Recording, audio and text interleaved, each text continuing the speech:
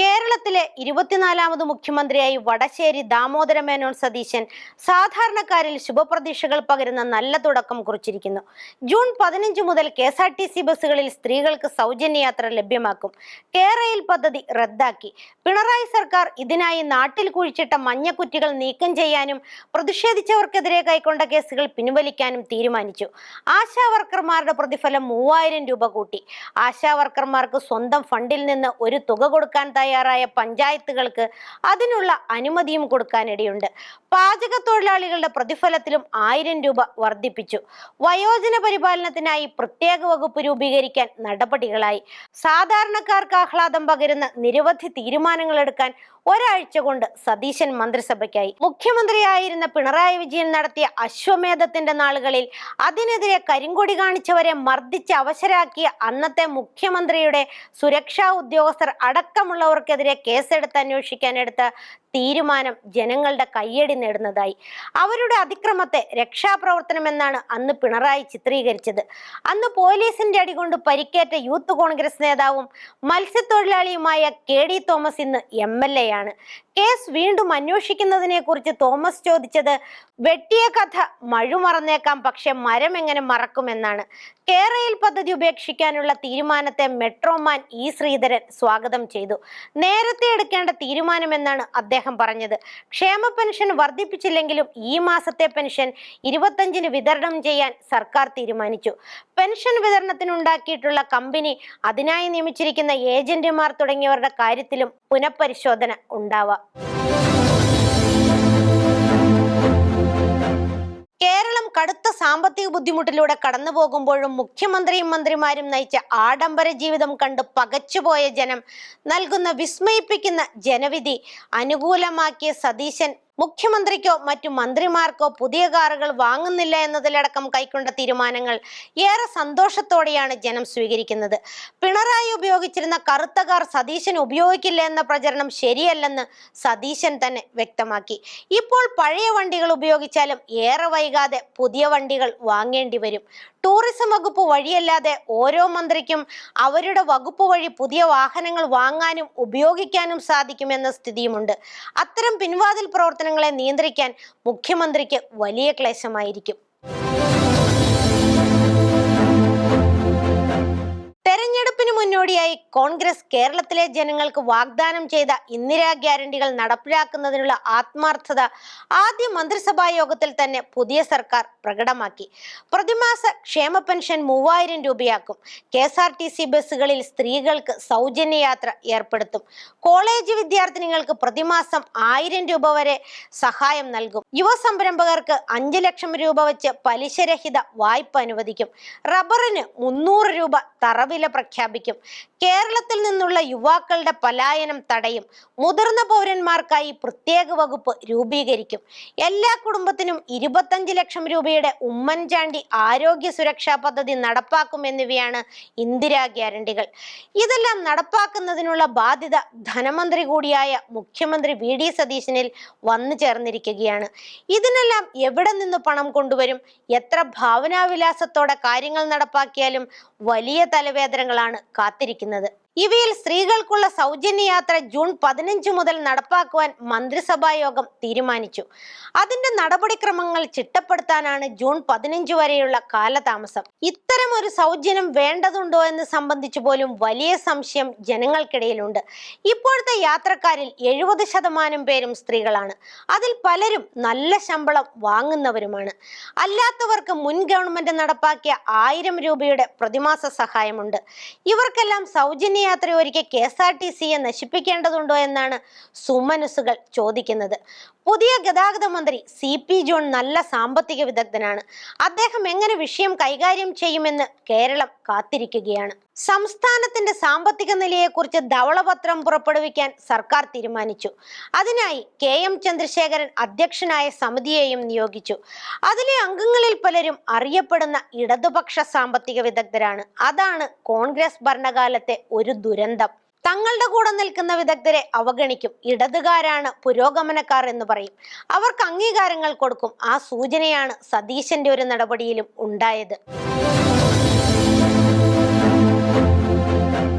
വൻ ജനവിധി അനുകൂലമാക്കിയ കോൺഗ്രസ് മറ്റു പല സംസ്ഥാനത്തും കൈക്കൊണ്ടതിൽ നിന്നും വ്യത്യസ്തമായി ജനഹിതമനുസരിച്ചുള്ള മുഖ്യമന്ത്രിയെ നിയോഗിച്ചത് വളരെ നല്ല തീരുമാനമായി. സ്വന്തം നിയമസഭാ കക്ഷിയിലെ കാര്യങ്ങൾ കൃത്യമായി അറിയുന്ന മുഖ്യമന്ത്രി മന്ത്രിസഭാ രൂപീകരണത്തിലും വകുപ്പ് വിഭജനത്തിലും ഒന്നും ശാഠ്യം പിടിച്ചില്ല. എല്ലാം ഞാൻ നടത്തുന്നു എന്ന ധാരണ പരത്തുകയും ചെയ്തു. ആഭ്യന്തരം രമേശ് ചെന്നിത്തലയ്ക്ക് കൊടുത്തത് തന്നെ വലിയ വിട്ടുവീഴ്ചയായിരുന്നു. മുഖ്യമന്ത്രി തന്നെ ആഭ്യന്തരം വഹിക്കണമെന്നത് കെ കരുണാകരന്റെ വലിയ മോഹമായിരുന്നു. അതിനുവേണ്ടി ഉണ്ടാക്കിയ കലാപമാണ് 1986 വയലാർ രവിയുടെയും ഉമ്മൻചാണ്ടിയുടെയും രാജിയിൽ കലാശിച്ചത്. 1987 മുഖ്യമന്ത്രി EMS തന്നെയാണ് ആഭ്യന്തരം വഹിച്ചത്. വിമോചന സമരം ശക്തമായപ്പോൾ വകുപ്പ് അച്യുതമേനോന് കൊടുത്തു. 1960 പട്ടം മന്ത്രിസഭയിൽ മുഖ്യമന്ത്രിക്കായിരുന്നില്ല, PT ചാക്കോയ്ക്കായിരുന്നു ആഭ്യന്തരം. 1967 EMS തന്നെ ആഭ്യന്തരമന്ത്രിയായി. 1969 അച്യുതമേനോൻ കോൺഗ്രസ് പിന്തുണയുള്ള തട്ടിക്കൂട്ട് മന്ത്രിസഭ ഉണ്ടാക്കിയപ്പോൾ ആഭ്യന്തരം ലീഗിനായി. 1970 അച്യുതമേനോൻ മന്ത്രിസഭയിൽ കോൺഗ്രസ് ചേർന്നപ്പോൾ കെ കരുണാകരനായി ആഭ്യന്തരമന്ത്രി. എന്നാൽ ആ മുന്നണി 1977 അധികാരത്തിൽ തിരിച്ചെത്തിയപ്പോൾ കേരള കോൺഗ്രസ് നേതാവ് KM മാണിയായി ആഭ്യന്തരമന്ത്രി. തുടർന്ന് വന്ന ആന്റണി, PK വാസുദേവൻ നായർ മന്ത്രിസഭകളിൽ കേരള കോൺഗ്രസ് ആഭ്യന്തരം ഭരിച്ചു. 1979 CH മന്ത്രിസഭയിൽ CH നായിരുന്നു ആഭ്യന്തരം. 1980 നായനാർ മന്ത്രിസഭയിൽ നായനാർ ആഭ്യന്തരം വഹിച്ചു. 1981 കരുണാകരൻ മന്ത്രിസഭയിൽ ഉമ്മൻചാണ്ടിയായി ആഭ്യന്തരം. 1982 കരുണാകരൻ മന്ത്രിസഭയിൽ വയലാർ രവിയും. ആ മന്ത്രിസഭയുടെ കാലത്താണ് കരുണാകരൻ ആഭ്യന്തരം പിടിച്ചെടുത്തത്. പിന്നീട് 1991 കരുണാകരനായി ആഭ്യന്തരമന്ത്രി. തുടർന്ന് വന്ന ആന്റണിയും ഉമ്മൻചാണ്ടിയും ആഭ്യന്തരം വഹിച്ചു. 2011 ഉമ്മൻചാണ്ടി മന്ത്രിസഭയിൽ താക്കോൽ സ്ഥാനം ചോദിച്ച് രമേശ് വന്നപ്പോൾ ആഭ്യന്തരം ഉമ്മൻചാണ്ടി കൈമാറി. അതിനു മുമ്പ് ടൈറ്റാനിയം കേസിൽ വിജിലൻസ് അന്വേഷണത്തിന് കോടതി വിധി വന്നപ്പോൾ ആഭ്യന്തരവും വിജിലൻസും തിരുവഞ്ചൂരിന് കൊടുത്തു. ആ തിരുവഞ്ചൂരിന്റെ പോലീസാണ് ഉമ്മൻചാണ്ടി UN അവാർഡ് വാങ്ങിയ അന്ന് മുഖ്യമന്ത്രിയുടെ PAയെ അറസ്റ്റ് ചെയ്തത്. വകുപ്പ് മുഖ്യമന്ത്രിക്കല്ലെങ്കിൽ ഇങ്ങനെ പലതും സംഭവിക്കാം. ഇടതുമുന്നണി വന്നപ്പോൾ പിണറായിക്കായി ആഭ്യന്തരം. സ്വതന്ത്ര ഇന്ത്യയിൽ ഉപപ്രധാനമന്ത്രിയായിരുന്ന സർദാർ പട്ടേൽ ആഭ്യന്തര വകുപ്പ് ഭരിച്ചതുകൊണ്ടാണ് ഇന്ത്യയിൽ ഈ വകുപ്പിന് 2ാം സ്ഥാനം വന്നത്. നാട്ടുരാജ്യങ്ങളുടെ സംയോജനം പോലെ ക്ലേശകരമായ പലതും പട്ടേലിനുണ്ടായിരുന്നു. സ്വാതന്ത്ര്യം നേടി 3/4 നൂറ്റാണ്ട് പിന്നിടുന്ന ഇക്കാലത്ത് അത്തരം വിഷയങ്ങളില്ല. അതുകൊണ്ട് ആഭ്യന്തരമല്ല, ഫലത്തിൽ ധനകാര്യമാണ് 2ാമത്തെ വകുപ്പ്. എല്ലാ വകുപ്പുകളുടെയും പ്രവർത്തനത്തെ നിയന്ത്രിക്കാനാവുന്ന വകുപ്പാണിത്. അതുകൊണ്ട് ധനവകുപ്പ് കിട്ടുന്ന മുഖ്യമന്ത്രി കൂടുതൽ ശക്തനാവുകയാണ്. പുതിയ മന്ത്രിസഭയിലെ പഴയ മന്ത്രിമാർ കുഞ്ഞാലിക്കുട്ടി, രമേശ്, ഷിബു, മോൻസ് എന്നിവരെ കുറിച്ച് മുൻവിധി ഉണ്ടാകും. ചിലർ സർക്കാർ ചെലവിലെ വിദേശയാത്രയ്ക്കും മറ്റും ഉമ്മൻചാണ്ടിയുടെ കാലത്ത് തന്നെ കുപ്രസിദ്ധരാണ്. ജനം നോക്കിയിരിക്കുകയാണ് ഓരോ പ്രവൃത്തിയും. മന്ത്രിസഭാ രൂപീകരണത്തിൽ ആഗ്രഹിച്ചതും ചോദിച്ചതും എല്ലാം കിട്ടിയ ഒരു ഘടകകക്ഷിയാണുള്ളത്. അത് മുസ്ലിം ലീഗാണ്. 23 അംഗങ്ങളുള്ള അവർക്ക് 5 മന്ത്രിമാരെ കിട്ടി. പ്രധാന വകുപ്പുകളും കിട്ടി. കേരളത്തിന്റെ ഭാവിയിൽ നിർണായകമായ സ്വാധീനം ചെലുത്താവുന്ന IT, AI വകുപ്പുകൾ ലീഗിനാണ്. വിദ്യാഭ്യാസം ലീഗിനാണ്. മരാമത്ത് ലീഗിനാണ്. തദ്ദേശ സ്ഥാപനങ്ങൾ ലീഗിനാണ്. ന്യൂനപക്ഷ വകുപ്പ് ലീഗിനാണ്.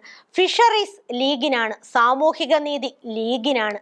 ഇതിൽ ഫിഷറീസ് ലീഗിന് കൊടുക്കരുതെന്ന് ലത്തീൻ സഭാ നേതൃത്വം ആവശ്യപ്പെട്ടതായി തിരുവനന്തപുരം ലത്തീൻ അതിരൂപതാ വികാരി ജനറൽ മോൺസിഞ്ഞോർ യൂജിൻ പെരേര വെളിപ്പെടുത്തിയിരുന്നു. മന്ത്രിസ്ഥാനം നിശ്ചയിച്ചപ്പോൾ ലത്തീൻ കത്തോലിക്കരെ വെറും വോട്ട് ബാങ്കായി കരുതി അവഗണിച്ചു എന്നും അദ്ദേഹം പരാതിപ്പെട്ടിരുന്നു. അത് കേട്ട മുഖ്യമന്ത്രിയും പിറ്റേന്ന് അദ്ദേഹത്തിന്റെ വിശ്വസ്ത മന്ത്രിമാരായ K മുരളീധരനും CP ജോണും വെള്ളയമ്പലത്തെ ബിഷപ്പ് ഹൗസിലെത്തി വാക്കുകൾ കൊണ്ട് സഭാ നേതാക്കളെ ആശ്വസിപ്പിച്ചു. പക്ഷേ ലീഗിന് ഫിഷറീസ് കൊടുക്കുകയും ചെയ്തു. ലീഗിന് വിദ്യാഭ്യാസ വകുപ്പും ന്യൂനപക്ഷ വകുപ്പും കൊടുക്കരുതെന്ന് സീറോ മലബാർ സഭയിലെ കത്തോലിക്ക കോൺഗ്രസ് ആവശ്യപ്പെട്ടിരുന്നു. അതിനും പുല്ലുവിലയാണ് മുഖ്യമന്ത്രി കൊടുത്തത്. മതം മാത്രമാണ് വിഷയമെന്ന് പ്രസംഗിച്ച KM ഷാജിയും ലീഗ് മന്ത്രിയാണ്. ഇതാണ് ഇന്നത്തെ യഥാർത്ഥ കേരള സ്റ്റോറി. ഇനി മുഖ്യമന്ത്രി ബിഷപ്പ് ഹൗസുകളിൽ ചെന്ന് മെത്രാന്മാരെ കണ്ട് ബൈബിൾ വചനങ്ങൾ പറയും. ജനാധിപത്യ മുന്നണി അധികാരത്തിൽ തിരിച്ചെത്തിയത് മുസ്ലിം വോട്ട് കൊണ്ടാണെന്ന് മുന്നണിക്കാർ പരക്കെ വിശ്വസിക്കുന്നുണ്ട്.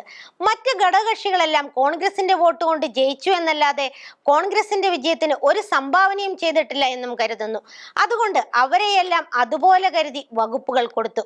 മുസ്ലിങ്ങൾ ഉള്ളിടത്തെല്ലാം അവർ ഒറ്റക്കെട്ടായി ജനാധിപത്യ മുന്നണിക്ക് വോട്ട് ചെയ്തു എന്നാണ് പൊതുവെ കരുതപ്പെടുന്നത്. മുസ്ലിങ്ങളെ പോലെ ഒന്നിച്ചു നിൽക്കാത്ത സമൂഹങ്ങൾക്ക് അത്തരത്തിലൊരു സംഭാവന കൊടുക്കാനാകുന്നില്ല. അത് ഇന്നത്തെ കേരള യാഥാർത്ഥ്യമാണ്. ഇതുപയോഗിച്ച് ലീഗ് ഷൈലോക്കിനെ പോലെ അവരുടെ ആവശ്യങ്ങൾ നേടുന്നു.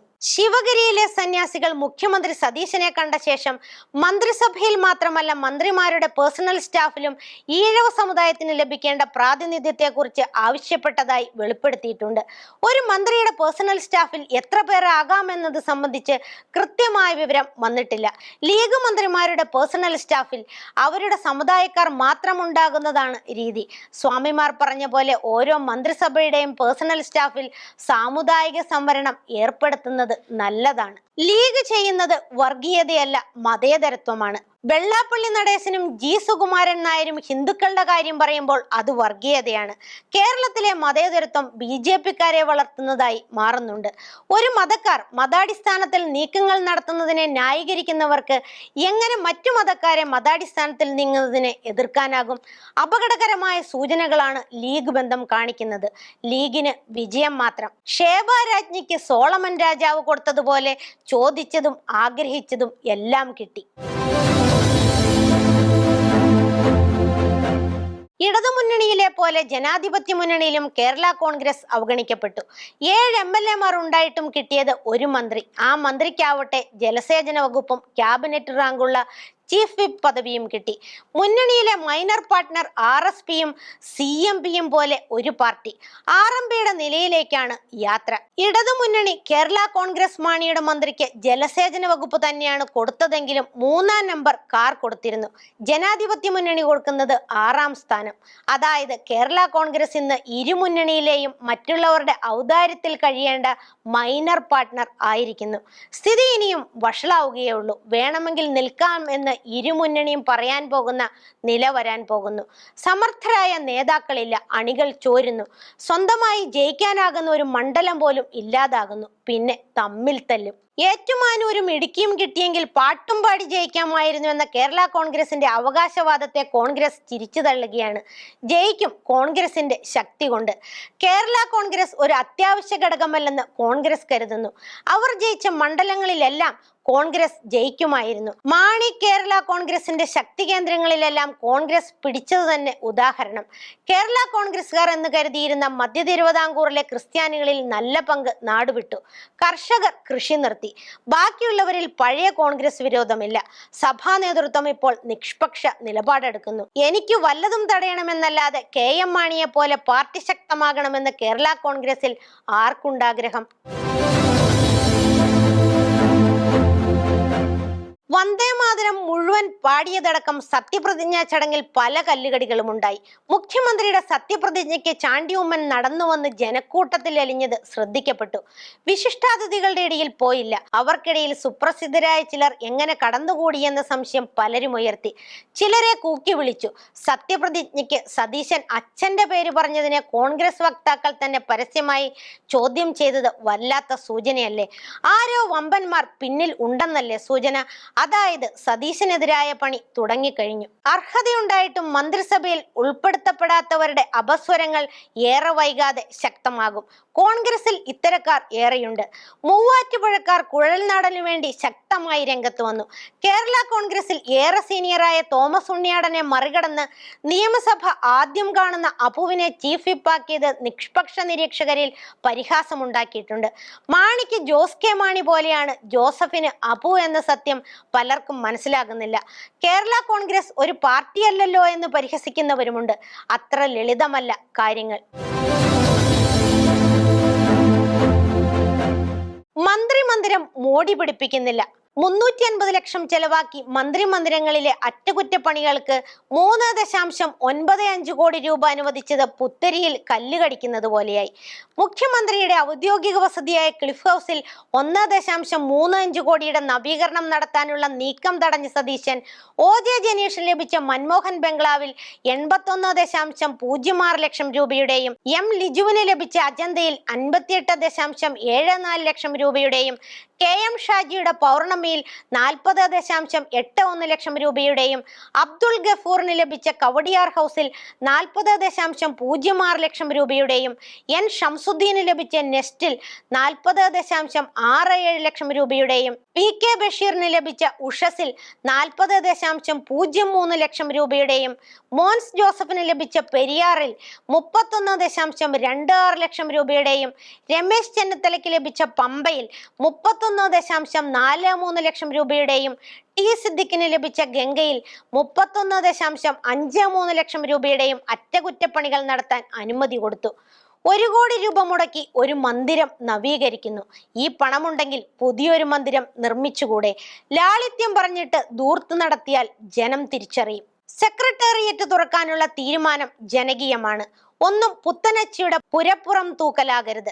2016 പിണറായി പറഞ്ഞ പലതും ഇത്തരത്തിലുള്ള കാര്യങ്ങളായിരുന്നു.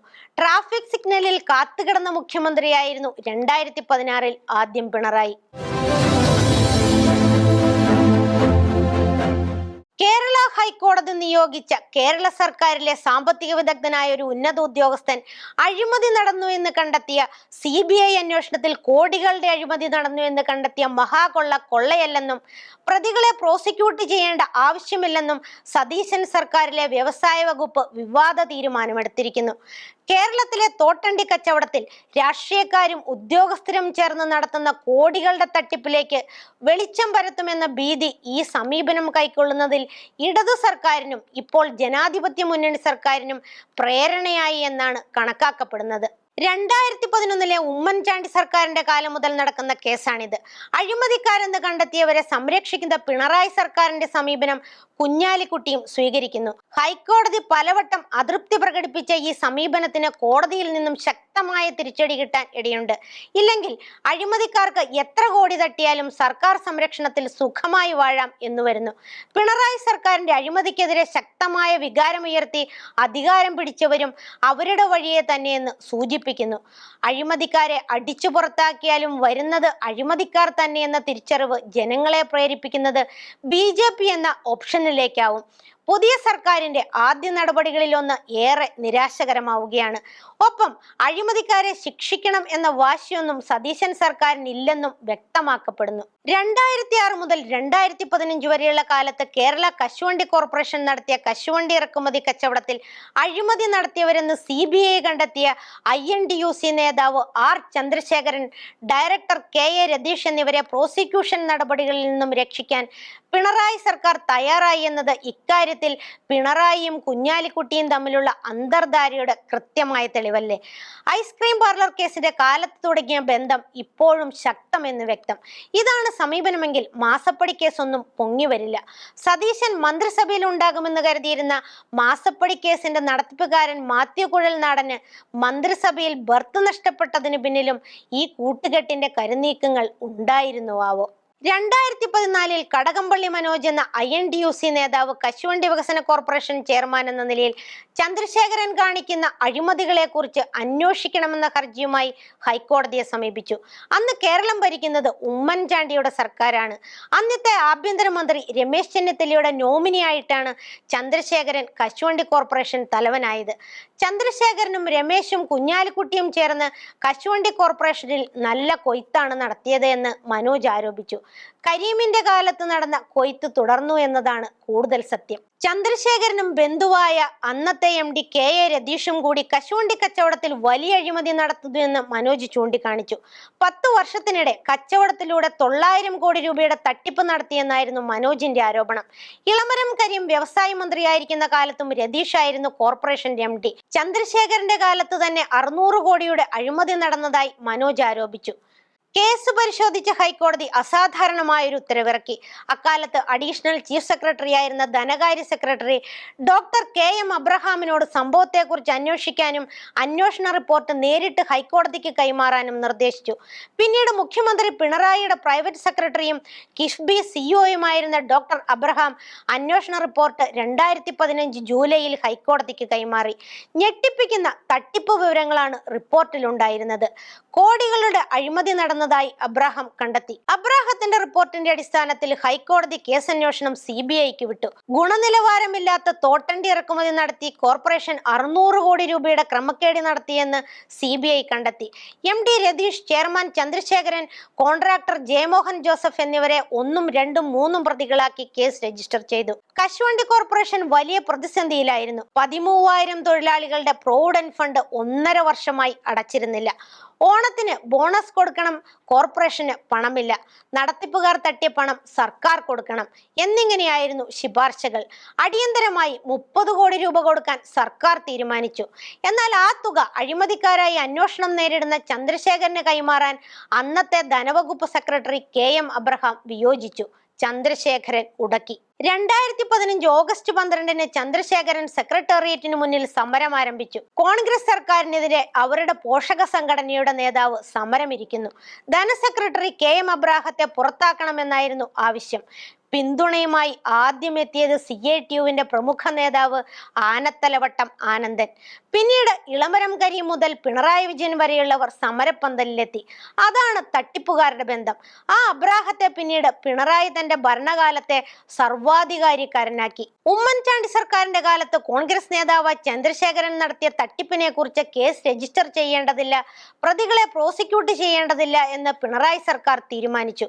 അതാണ് തട്ടിപ്പുകാരുടെ ഐക്യം. മനോജ് ഹൈക്കോടതിയെ സമീപിച്ചു. ഹൈക്കോടതി അനുമതി നൽകാൻ ഉത്തരവായി. സർക്കാർ കൂട്ടാക്കിയില്ല. പ്രതികളെ പ്രോസിക്യൂട്ട് ചെയ്യുന്നതിന് സർക്കാർ 3 വട്ടം അനുമതി നിഷേധിച്ചു.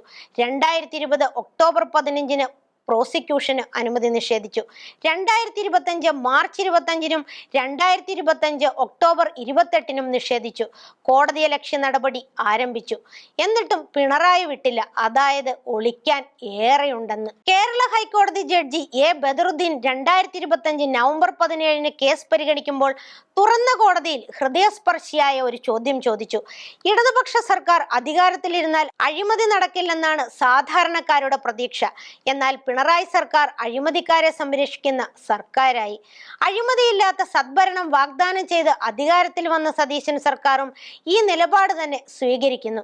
ഹൈക്കോടതിയിൽ നിന്നും അടികിട്ടാനുള്ള സാധ്യതയുണ്ട്. പിണറായിയുടെ കാലത്ത് CBIക്കും പ്രോസിക്യൂഷൻ വേണമെന്ന് നിർബന്ധമില്ലാത്ത മട്ടായിരുന്നു. എന്നാൽ ഇനി ആ സമീപനം മാറാനിടയുണ്ട്. PK കുഞ്ഞാലിക്കുട്ടിയാണ് വ്യവസായ മന്ത്രി. കോൺഗ്രസ് നേതാവാണ് പ്രതി. 2015-ൽ ഉമ്മൻചാണ്ടി മനോജിന് അനുകൂലമായിരുന്നു. രമേശും കുഞ്ഞാലിക്കുട്ടിയും ചേർന്നാണ് പ്രതികളെ രക്ഷിക്കാൻ നോക്കിയത്. അതിന്റെ ഫലങ്ങളിൽ ഒന്നുകൂടിയായിരുന്നു സോളാർ വിവാദം. പിണറായി കുഞ്ഞാലിക്കുട്ടി രമേശ് ബന്ധം സതീശൻ പ്രസംഗിക്കുന്ന പലതും നടപ്പാക്കുന്നതിന് തടസ്സമുണ്ടാക്കുമെന്നതിന്റെ സൂചന കൂടിയായി ഈ തീരുമാനം. ദയനീയമായ തോൽവി ഉണ്ടായിട്ടും പ്രതിപക്ഷം ജനഹിതം നോക്കിയില്ല. അവർ പ്രതിപക്ഷ നേതാവിനെ മാറ്റിയില്ല. പിണറായി തന്നെ തുടരും. നിയമസഭയിലെ ഏക പോളിറ്റ് ബ്യൂറോ അംഗമാണ്. 2029-ലെ പാർട്ടി കോൺഗ്രസ് വരെ അങ്ങനെ ആവാനാണിട. 2024-ൽ കിട്ടിയ ഇളവുകൾ ഇനി പിണറായിക്ക് കിട്ടാൻ സാധ്യത കുറവാണ്. പ്രതിപക്ഷ നേതൃസ്ഥാനം പോലും പോളിറ്റ് ബ്യൂറോ വോട്ടിനിട്ട് തീരുമാനിക്കുകയായിരുന്നു. 4 മലയാളികൾ അംഗങ്ങളായ പോളിറ്റ് ബ്യൂറോയിൽ 2 വോട്ടിനാണ് പിണറായി രക്ഷപ്പെട്ടത്. പ്രതിപക്ഷത്തെ 8 പാർട്ടികൾ നിയമസഭയിൽ ഇല്ലാതായി. അവർ എല്ലാം ഇനിയും ഉയർക്കുമോ എന്ന് കണ്ടറിയണം. ഇപ്പോഴുള്ളവരെയെല്ലാം കൂടിയിരുന്ന് ഞങ്ങൾ തിരിച്ചു വരുമെന്ന് പറയുന്നുണ്ട്. അത് ആഗ്രഹപ്രകടനം മാത്രമാണ്. ഇന്നത്തെ ശക്തി കൊണ്ടും രീതി കൊണ്ടും നേതൃത്വം കൊണ്ടും പരിപാടികൾ കൊണ്ടും അതുണ്ടാവില്ല. മെച്ചപ്പെട്ടാൽ അവർക്ക് കൊള്ളാം. 2016-ൽ BJP ആദ്യമായി നിയമസഭയിലെത്തി. ഇപ്പോൾ നിയമസഭയിൽ അവർ ഒരു കക്ഷിയായി കുതിക്കും എന്നാണ് പറയുന്നത്. കാത്തിരിക്കാം. ഷീലോഹന്റെ കാഴ്ചകൾ ഇനി അടുത്ത ആഴ്ച.